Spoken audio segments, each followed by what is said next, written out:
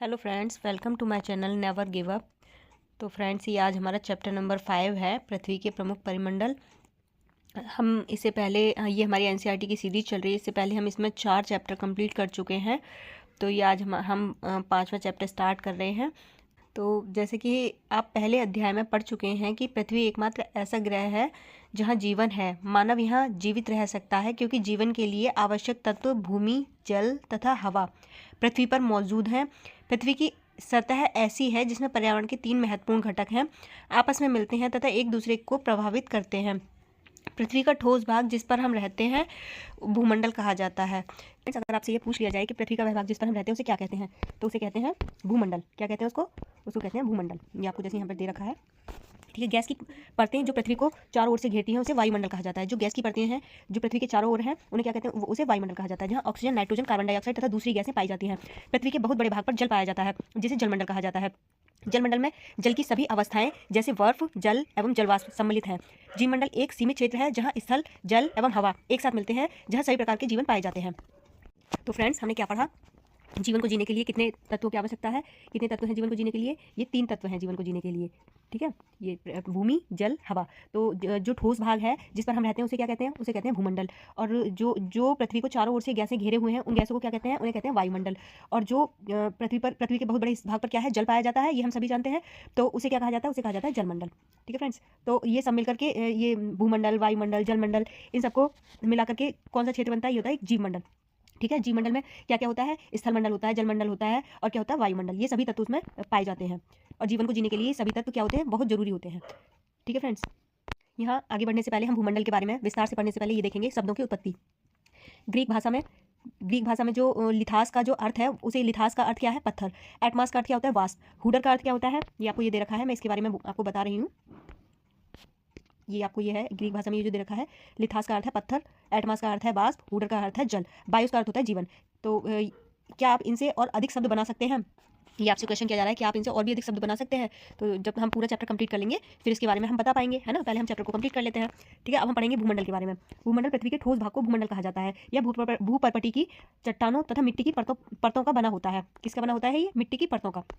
जैसे कि हमने अभी पढ़ा, यह चट्टानों और मिट्टी की पतली परतों का बना होता है जिसमें जीवों के लिए पोषक तत्व पाए जाते हैं। पृथ्वी की सतह को 2 मुख्य भागों में बांटा जा सकता है। बड़े स्थलीय भूभागों को क्या कहते हैं? महाद्वीप। बड़े स्थलीय भूभागों को क्या कहा जाता है? महाद्वीप, ठीक है। महाद्वीप के नाम से जाना जाता है तथा बड़े जलाशयों को महासागरीय बेसिन के नाम से जाना जाता है। विश्व के सभी महासागर आपस में एक दूसरे से जुड़े हैं, ये बात हम सभी जानते हैं, ठीक है। जो है फिर हमारे महाद्वीप कितने हैं? हमारे 7 महाद्वीप हैं। और महासागर कितने हैं? हमारे 7 महाद्वीप हैं और 5 महासागर हैं, ठीक है फ्रेंड्स। आगे बढ़ते हैं। चित्र 5.1 में विश्व के मानचित्र को देखिए। क्या सभी जलाशय भूभाग एक दूसरे से आपस में जुड़े हुए हैं? आगे ये चित्र देखा, उसमें हम अभी देखेंगे। समुद्री जल का तल सभी जगह समान होता है। स्थल की ऊंचाई को समुद्र तल से मापा जाता है जिसे शून्य माना जाता है। तो जैसे हमारी माउंट एवरेस्ट है, माउंट एवरेस्ट की जो ऊंचाई है वो कितनी है? 8,848 मीटर। तो वो जो ऊंचाई हम जो मापते हैं ना, तो वो ऊंचाई मापते हैं हम समुद्र के तल से, क्योंकि समुद्र का जो तल होता है वो सभी जगह समान होता है, तो उसे शून्य माना जाता है, वहाँ से ऊपर की तरफ मापा जाता है, ठीक है फ्रेंड्स। अभी यहाँ पर दे रखे हैं, जैसे अभी हमने महाद्वीप और महासागर बेसिन के बारे में पढ़ा था, तो ये दे रखा है आपका। इस तरीके से आप इसमें देखेंगे, ये है हमारा यूरोप, ठीक है। ये देखा है हमारा मैप, और इस मैप में दे रखे हैं हमारे 7 महाद्वीप और ये महासागर। फ्रेंड्स, इसमें हमारे 7 महाद्वीपों के बारे में बताया हुआ है। एशिया, अफ्रीका, उत्तरी अमेरिका, दक्षिण अमेरिका, यूरोप और ऑस्ट्रेलिया, 7 महाद्वीप हैं। और हमारे महासागर हैं प्रशांत महासागर, हिंद महासागर, ये अटलांटिक, ये वाला है अटलांटिक महासागर, ये वाला, ये हिस्सा, और ये है आपका आर्कटिक महासागर, ये है आपका दक्षिण महासागर, ठीक है। इस तरीके से ये सारे महासागर दे रखे हैं आपको, तो आप इन्हें एक बार पढ़ लीजिएगा। आगे बढ़ते हैं। आगे आपको दे रखा है विश्व का सबसे ऊंचा शिखर माउंट एवरेस्ट समुद्र तल से 8,848 मीटर ऊंचा है। विश्व का सबसे गहरा भाग प्रशांत महासागर का मेरियाना गर्त है, जिसकी गहराई 11,022 मीटर है। क्या कल्पना की है कि समुद्र की गहराई पृथ्वी के सबसे ऊंचे भाग से इतनी अधिक भी हो सकती है, ठीक है। मेरियाना जो गर्त है, जिसकी गहराई सबसे गहरी जगह है पृथ्वी पर, वो उसकी जो गहराई है वो है 11,022 मीटर। वो कहाँ पड़ेगी? वो है इसके अंदर, ये है प्रशांत महासागर आपका, यहाँ पर है मेरियाना गर्त प्रशांत महासागर में। ये इधर का हिस्सा दे रखा है, ये क्योंकि हमारी पृथ्वी गोल है तो आधा हिस्सा इसलिए इसमें दे रखा है ये, और आधा हिस्सा इसका बैक साइड में दे रखा है, आधा हिस्सा इधर इसका इधर साइड में दे रखा है, ये वाला, ठीक है। इसी में आपका मेरियाना गर्त है, सॉरी। आगे हम पढ़ेंगे महाद्वीप के बारे में। पृथ्वी पर 7 महाद्वीप हैं, जैसा कि हमने अभी पीछे पढ़ा। ये विस्तृत जलराशि के द्वारा एक दूसरे से अलग हैं। ये महाद्वीप हैं एशिया, यूरोप, अफ्रीका, उत्तर अमेरिका, दक्षिण अमेरिका, ऑस्ट्रेलिया, अंटार्कटिका। ये अभी हमने चित्र 5.1 में विश्व के मानचित्र को देखा, ठीक है। इस स्थल का बहुत बड़ा भाग उत्तरी गोलार्ध में पाया जाता है। कहाँ पाया जाता है स्थल का बहुत बड़ा भाग? उत्तरी गोलार्ध में।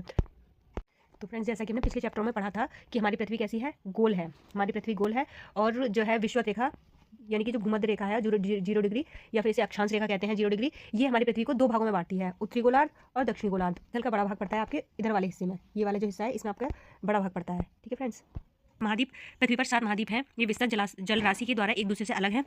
ये महाद्वीप है एशिया, यूरोप, अफ्रीका, उत्तर अमेरिका, दक्षिण अमेरिका, ऑस्ट्रेलिया तथा अंटार्कटिका। अभी हमने पीछे पढ़ा।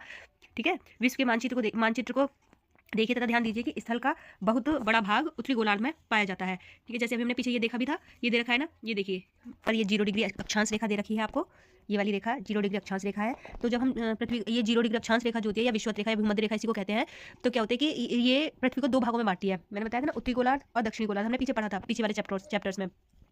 ठीक है फ्रेंड्स, तो ये 2 भागों में बांटती है। तो इसमें ये कहा जा रहा है कि ये जो ऊपर वाला जो हिस्सा है, ऊपर वाले हिस्से में क्या है, ऊपर वाले हिस्से में जो है महाद्वीपों का बड़ा भाग है, बड़ा हिस्सा। ये देखिए, आप नीचे देखेंगे ना, आप नीचे देखेंगे तो ये नीचे आपको बहुत छोटा सा दक्षिण, मतलब आधा आपको ये ऊपर उत्तरी गोलार्ध की अपेक्षा दक्षिणी गोलार्ध में स्थल कम मिलेगा। और आप आगे भी देखेंगे, जब आगे इसमें देखा जाएगा तो आगे भी बस केवल अफ्रीका का ये छोटा सा हिस्सा आएगा, एक यहाँ पर ये अफ्रीका का ये छोटा सा हिस्सा आएगा और ये ऑस्ट्रेलिया पड़ेगा। बाकी के सारे बड़े बड़े जो भूखंड है वो आपके ऊपर हिस्से में पड़ेंगे, उत्तरी गोलार्ध में।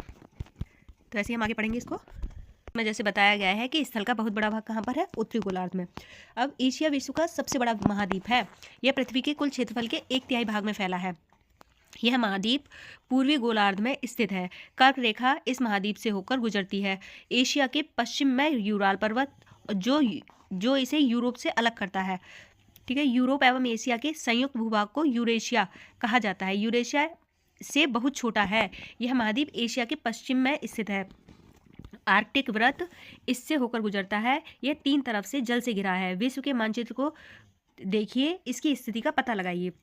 ठीक है, जो विश्व का मानचित्र पीछे दिया हुआ है, मैंने आपको उसमें अभी दिखाया था सारे, ये एशिया, अफ्रीका, उत्तरी अमेरिका, दक्षिण अमेरिका, यूरोप। तो आप उसमें इसमें देख सकते हो, उसमें बड़ा बड़ा दिया भी हुआ है। ये पीछे आपको दे रखा है ये चित्र, ये वाला जो हिस्सा है इसके बारे में, ये यूरोप है। ठीक है, ये एशिया है, एशिया, ये अफ्रीका, ये उत्तरी अमेरिका, ये दक्षिणी अमेरिका, और इसी के ऊपर यहाँ पर दे रखा है आपको ये है आपका ऑस्ट्रेलिया, इस प्रकार। ठीक है, आगे है अफ्रीका। अफ्रीका में क्या है कि एशिया के बाद विश्व का दूसरा सबसे बड़ा महाद्वीप है। एशिया जो है, एशिया के बाद विश्व का सबसे बड़ा दूसरा महाद्वीप कौन सा है, अफ्रीका। ठीक है, विषुवत वृत्त या 0 डिग्री अक्षांश इस महाद्वीप के लगभग मध्य भाग से होकर गुजरती है। अफ्रीका का बहुत बड़ा भाग उत्तरी गोलार्ध में स्थित है। ठीक है, आप पाएंगे कि यही एक ऐसा महाद्वीप है जिससे होकर कर्क रेखा, विषुवत रेखा और मकर रेखा, तीनों रेखाएं गुजरती हैं। सहारा का रेगिस्तान विश्व का सबसे बड़ा गर्म रेगिस्तान है जो कि अफ्रीका में स्थित है। यह महाद्वीप चारों तरफ से समुद्र एवं महासागरों से घिरा है। विश्व के मानचित्र को देखिए, आप देखेंगे कि विश्व की सबसे लंबी नदी नील नदी अफ्रीका से होकर गुजरती है। अफ्रीका का मानचित्र देखिए तथा बताइए कि कर्क रेखा, मकर रेखा तथा विषुवत रेखा इनके किन किन भागों से होकर गुजरती है। उत्तर अमेरिका विश्व का सबसे बड़ा महाद्वीप है। यह दक्षिण अमेरिका से एक संक्रिय स्थल से जुड़ा है जिसे पनामा स्थल संधि कहा जाता है। तो जैसे कि अभी इसमें बताया हुआ है ना, ये पनामा स्थल संधि, ये है आपकी पनामा स्थल संधि, इसके बारे में ये कहा जा रहा है। ये हिस्सा है आपका पनामा, ये स्थल है बीच में, इससे ये जुड़ा है, इसलिए इसे स्थल संधि कहते हैं। अगर यहाँ पे ये जल के माध्यम से जुड़ा होता है एक दूसरे तो से, यहाँ इस वाले जल और इस वाले जल के, तो इसे इस जल संधि कहा जाता। ठीक है, इस प्रकार ये कहा जा रहा है। आगे है उत्तर एवं, यह महाद्वीप पूरी तरह से उत्तर एवं पश्चिमी गोलार्ध में स्थित है। यह महाद्वीप 3 महासागरों से घिरा है। क्या आप इन महासागरों के नाम बता सकते हैं? दक्षिण अमेरिका का अधिकांश भाग दक्षिणी गोलार्ध में स्थित है। जैसे अभी हमने पीछे देखा था, ये वाला इतना हिस्सा जो है ये ऊपर की तरफ उत्तरी गोलार्ध में पड़ता है, ये वाला हिस्सा, और ये वाला जो हिस्सा है ये दक्षिणी गोलार्ध में पड़ता है। तो वही यहाँ पर कहा जा रहा है कि जो है दक्षिण अमेरिका का जगह का अधिकांश भाग दक्षिणी गोलार्ध में स्थित है। इसके पूर्व एवं पश्चिम में कौन से 2 महासागर स्थित हैं? विश्व की सबसे लंबी पर्वत श्रृंखला एंडीज इसके उत्तर से दक्षिण की ओर फैली हुई है। एंडीज पर्वत श्रृंखला आप जब देखेंगे तो आपको यहाँ से यहाँ तक ये मिलेगी, आपको ये इधर साइड में मिलेगी आपको एंडीज पर्वत श्रृंखला। ये है, ये सब विश्व की सबसे बड़ी पर्वत श्रृंखला है। ठीक है फ्रेंड्स, और विश्व की जो सबसे लंबी नदी है अमेजन नदी, सबसे बड़ी नदी, वो भी इसी महाद्वीप में पड़ती है। ऑस्ट्रेलिया विश्व का सबसे छोटा महाद्वीप है जो कि पूरी तरह से दक्षिणी गोलार्ध में स्थित है। यह चारों तरफ से महासागरों एवं समुद्रों से घिरा है। इसे द्वीपीय महाद्वीप कहा जाता है। अंटार्कटिका एक बहुत बड़ा महाद्वीप है जो कि दक्षिणी गोलार्ध में स्थित है। दक्षिणी ध्रुव इस महाद्वीप के मध्य में स्थित है। दक्षिणी ध्रुव इस महाद्वीप के मध्य में स्थित है। चूंकि यह दक्षिण ध्रुव क्षेत्र में स्थित है, इसलिए यहाँ हमेशा मोटी बर्फ की परतों से ढका रहता है। यहाँ किसी भी प्रकार का स्थानीय मानव निवास नहीं है। बहुत से देशों के शोध केंद्र यहाँ स्थित हैं। भारत के सभी शोध संस्थान यहाँ हैं। इनके नाम है मैत्री और दक्षिण गंगोत्री। जलमंडल, जलमंडल क्या है? पृथ्वी को नीला ग्रह कहा जाता है। हम सभी जानते हैं पृथ्वी का 71% भाग जल से तथा 29% भाग स्थल है। जलमंडल में जल के सभी रूप उपस्थित होते हैं। इसमें महासागर भी हैं, नदियाँ भी हैं, झीलें, हिम नदियाँ, भूमिगत जल और वायुमंडल की जलवाष्प सभी सम्मिलित हैं। पृथ्वी पर पाए जाने वाले 97% से अधिक भाग महासागरों में पाया जाता है एवं वह इतना अधिक खारा होता है कि मानव के उपयोग में नहीं आ सकता। शेष जल का बहुत बड़ा भाग बर्फ की परतों एवं हिमनदियों तथा भूमिगत जल के रूप में पाया जाता है।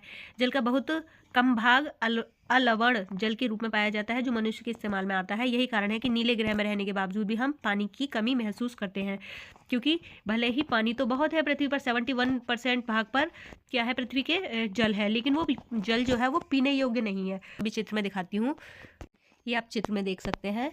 ये चित्र देखा है, ये जब हम इस तरीके से देखेंगे अटलांटिक महासागर को तो ये एस की आकृति बन जाती है, इसलिए इसे एस आकृति कहते हैं अटलांटिक महासागर को।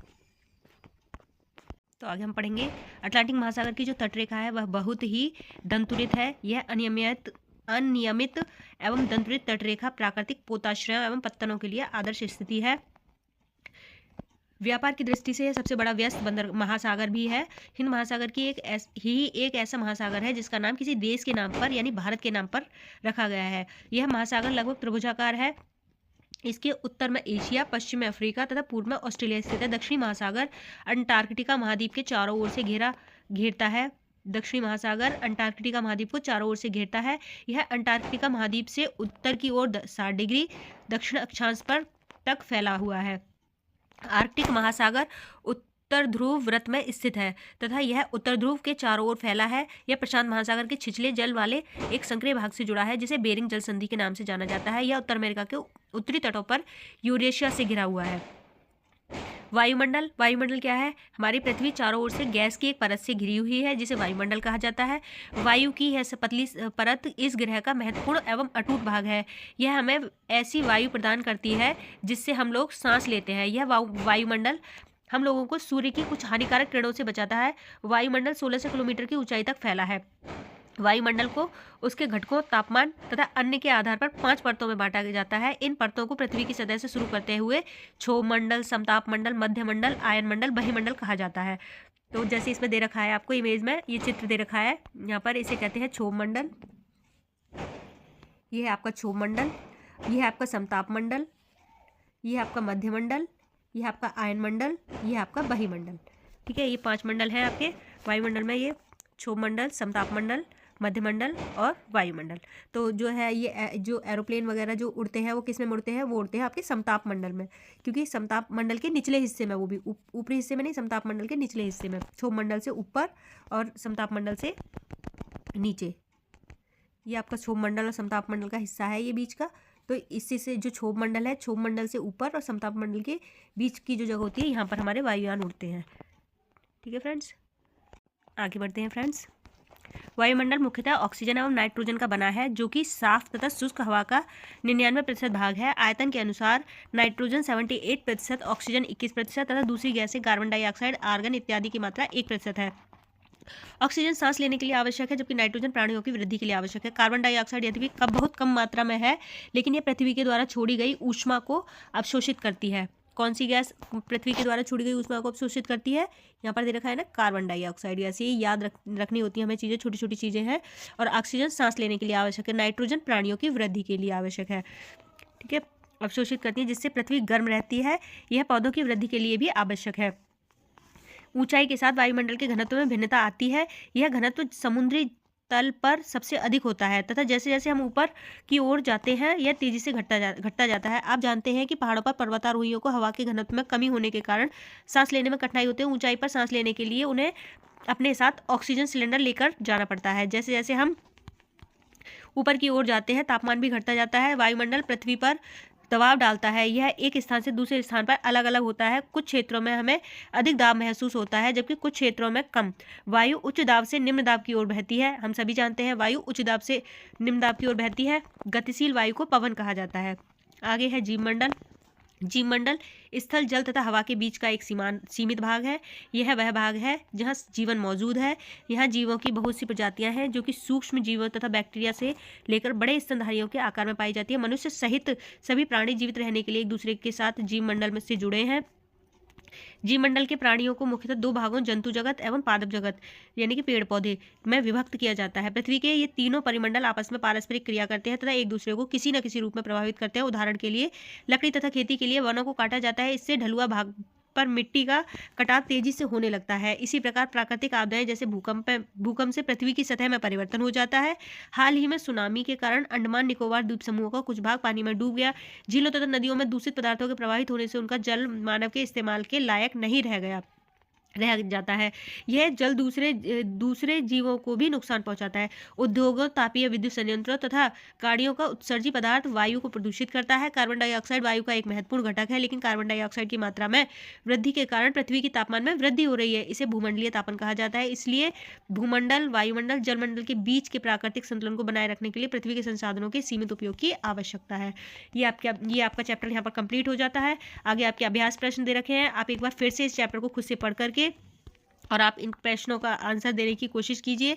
आपको बहुत ज़्यादा अच्छे से और चीज़ें समझ में आएंगी और ये बहुत आपको चैप्टर अच्छे से तैयार हो जाएगा।